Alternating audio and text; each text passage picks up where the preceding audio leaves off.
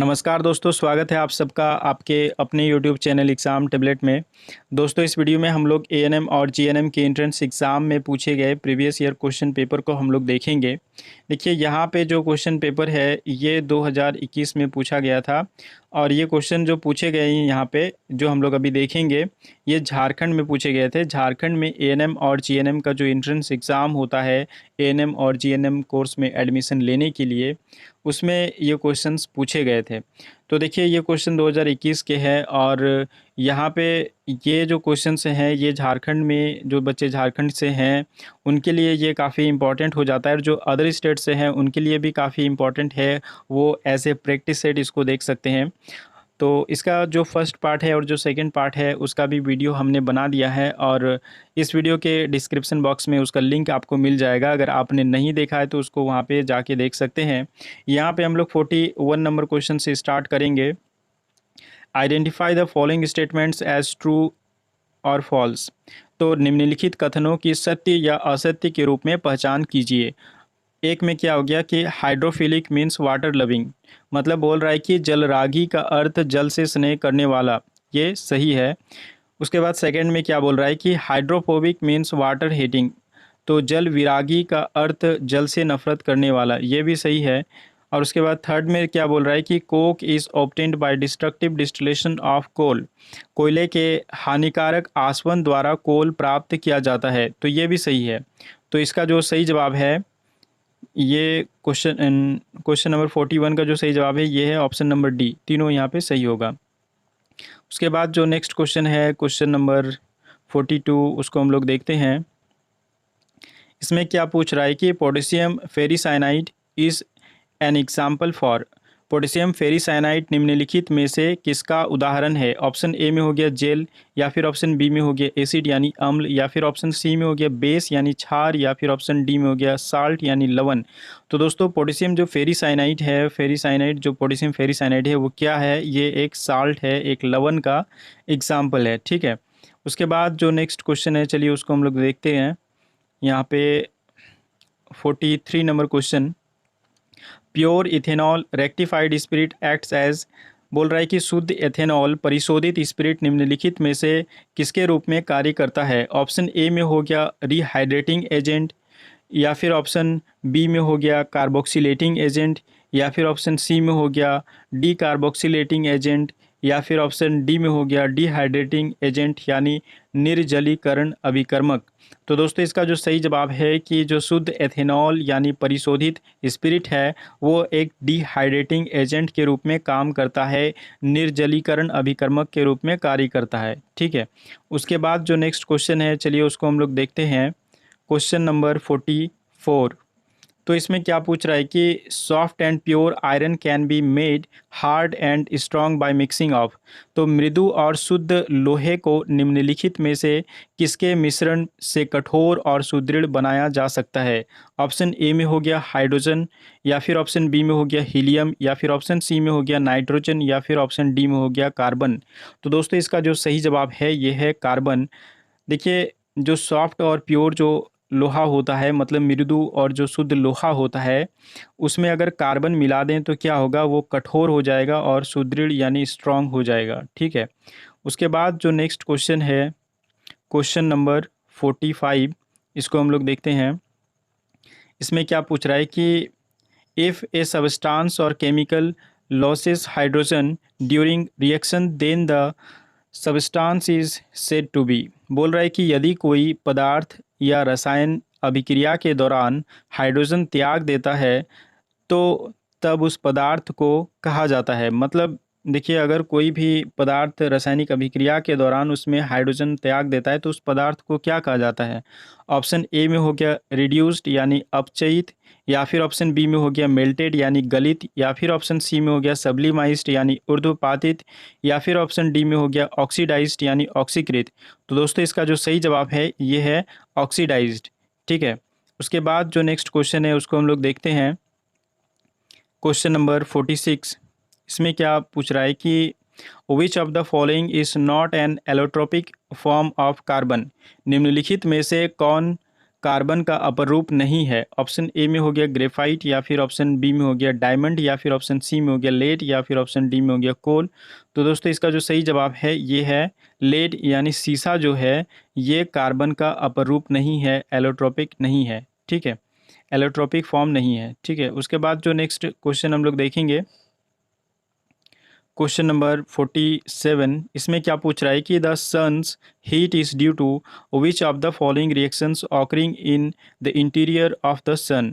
सूर्य की उष्मा सूर्य के आंतरिक भाग में होने वाली निम्नलिखित में से किस अभिक्रिया के कारण उत्पन्न होती है? ऑप्शन ए में हो गया न्यूक्लियर फिजन यानी नाभिकीय विखंडन अभिक्रिया, या फिर ऑप्शन बी में हो गया डिस्प्लेसमेंट रिएक्शन प्रतिस्थापन अभिक्रिया, या फिर ऑप्शन सी में हो गया न्यूक्लियर फ्यूजन रिएक्शन यानी नाभिकीय संलयन अभिक्रिया, या फिर ऑप्शन डी में हो गया डबल डिस्प्लेसमेंट रिएक्शन यानी द्विप्रतिस्थापन अभिक्रिया। तो दोस्तों इसका जो सही जवाब है कि सूर्य की जो उष्मा होती है उसमें जो सूर्य के अंदर में यानी सूर्य के जो आंतरिक भाग है उसमें न्यूक्लियर फ्यूजन होता है। ठीक है, नाभिकीय संलयन अभिक्रिया होती है, इसलिए क्या होता है कि सन से उष्मा निकलती है, सूर्य से उष्मा निकलती है यानी हीट निकलती है। उसके बाद जो नेक्स्ट क्वेश्चन है इसको हम लोग देखते हैं, allotropic form of carbon which conducts electricity is. बोल रहा है कि कार्बन के उस अपर रूप का नाम बताइए जो विद्युत का चालन करता है। ऑप्शन ए में हो गया ग्रेफाइट, या फिर ऑप्शन बी में हो गया डायमंड, या फिर ऑप्शन सी में हो गया चारकोल, या फिर ऑप्शन डी में हो गया फ्लोरीन। तो दोस्तों इसका जो सही जवाब है ये है ग्रेफाइट। ग्रेफाइट जो है ये कार्बन का एक अपर रूप है और ये क्या होता है, विद्युत का चालक होता है।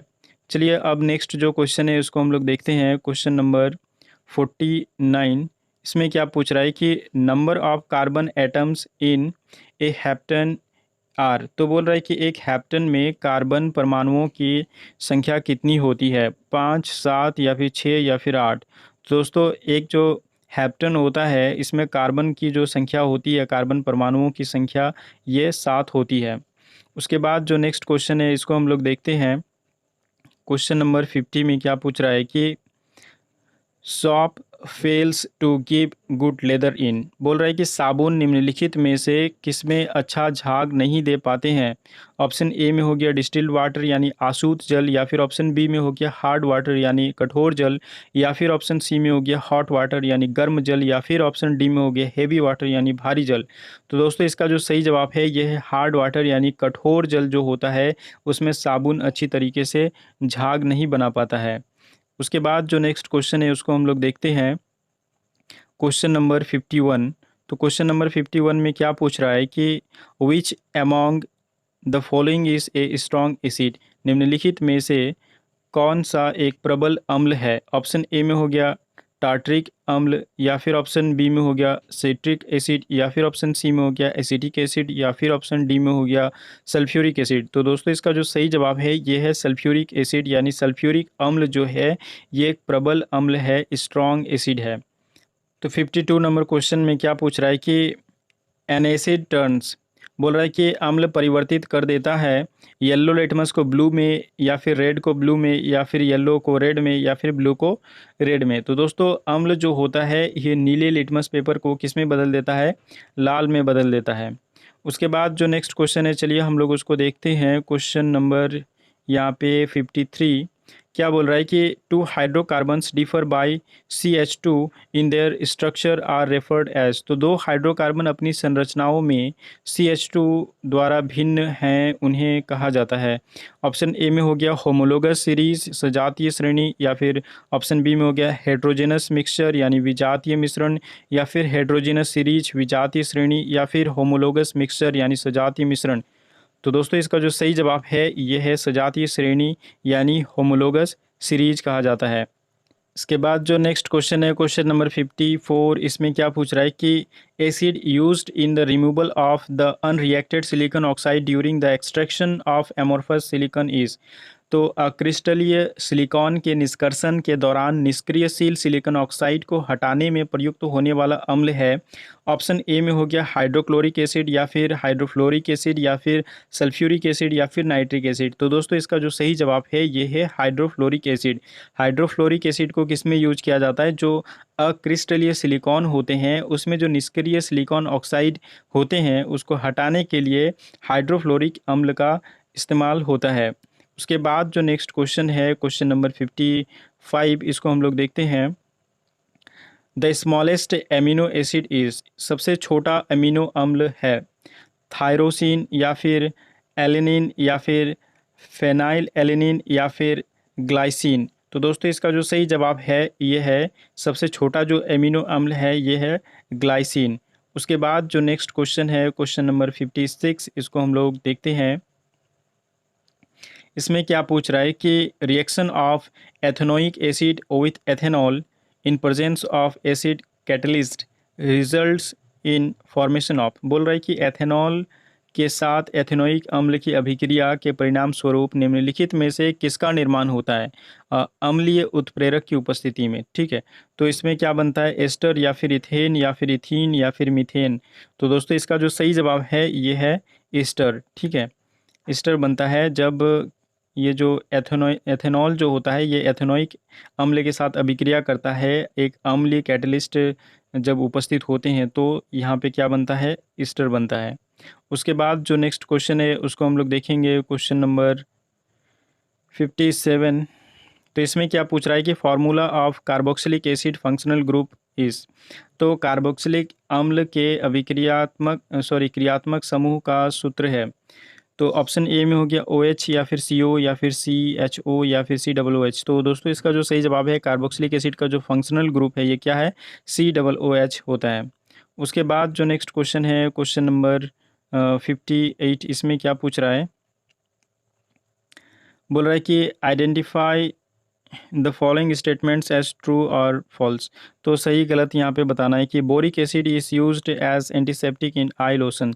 तो आँखों के लोशन में बोरिक अम्ल का जो यूज़ होता है ये एंटीसेप्टिक के रूप में होता है, तो ये सही है। Hydrofluoric acid is used to prevent scurvy. तो बोल रहा है कि हाइड्रोफ्लोरिक जो एसिड है उसको स्कर्वी को रोकने के लिए यूज़ होता है, तो ये गलत है।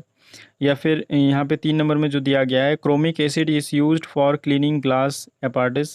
तो कांच के उपकरण की सफाई के लिए क्रोमिक अम्ल का उपयोग किया जाता है, तो ये सही है। और उसके बाद जो यहाँ पे देखिए जो नेक्स्ट क्वेश्चन है, नेक्स्ट जो है 4 नंबर में क्या बोल रहा है कि vinegar is used as preservative in pickles. तो सिरके का अचार में परिरक्षक के रूप में प्रयोग होता है, तो ये भी सही है। तो यहाँ पे जो ऑप्शन नंबर जो सी है ये क्या है? ये सही है। उसके बाद जो नेक्स्ट क्वेश्चन है उसको हम लोग देखते हैं, क्वेश्चन नंबर यहाँ पे 59 में क्या पूछ रहा है कि the colour of ferrous sulphate crystal is. Ferrous sulphate crystal का रंग होता है, ए में हो गया ब्लू, या फिर ग्रीन, या फिर वाइट, या फिर ब्लैक। तो जो दोस्तों ये फेरस सल्फेट होता है वो क्या होता है? वो हरा होता है। क्वेश्चन नंबर 60 में क्या पूछा गया है कि if carbon dioxide is passed through lime water colour change to. बोल रहा है कि यदि कार्बन डाइऑक्साइड को चूने के पानी में प्रवाहित किया जाता है तो चूने के पानी का रंग किस में परिवर्तित हो जाता है? ऑप्शन ए में हो गया ब्राउन डाई यानी भूरा रंजक के रूप में, या फिर ब्लैक यानी काला हो जाता है, या फिर रेड यानी लाल हो जाता है, या फिर वाइट यानी सफ़ेद हो जाता है। तो दोस्तों जब देखिए कि कार्बन डाइऑक्साइड को चूने के पानी में अगर प्रवाहित करेंगे तो वो क्या हो जाएगा?